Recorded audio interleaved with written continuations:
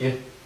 Nina ke ngoku njengabantwana bakhe zange ndikhe ndibe nayo laa episode yoba khuphela umsindo wale minyaka engekho ngayo. Many times, boy.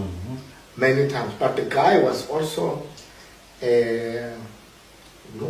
so wayeqhelene ukudishana kunye ne-emotions zabantu, you know. So he would listen to us, and my dad would say, uxolo ke uxolo wawuxolo phuma emlonyeni uxolo ngikhuliswe ngumama wenu, yabo zange kube nzima ukuthi utata uthathe ukuthi uxolo. And I guess at the time we needed that. We needed to hear about wrong. Yabo uyayibona phofu ba wrong lo muntu uyayi-acknowledge xolo. And ewe sasiba nazo zo episode but siyamfuna umtata wethu. You can never substitute into efuna utata emntanini, Never. okanye efuna umama emntanini. You will never substitute. Nokuba laa mntana akakhuliswa ngutata, laa mntana ufuna utata wakhe.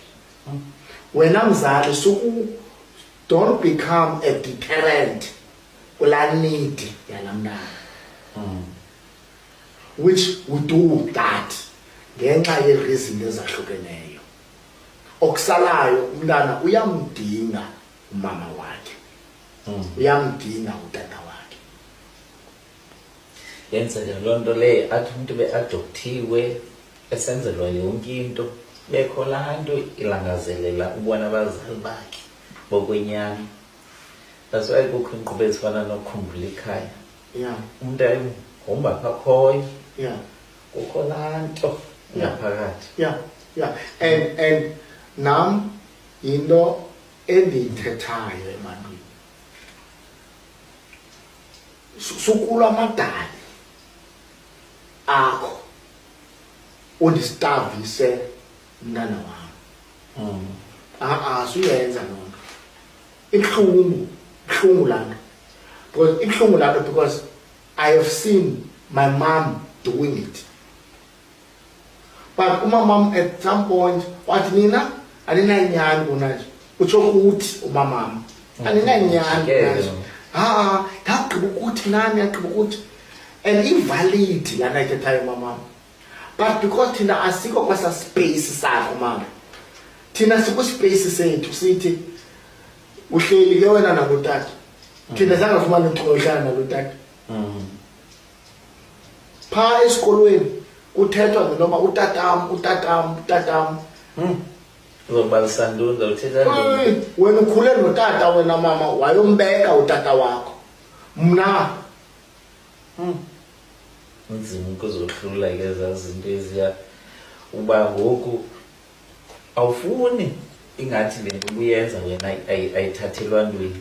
Iyafika yena uzothatha i-credit after so many years, but at the same time nabantwana bavuyela into yoba nathi ngoku sinotata.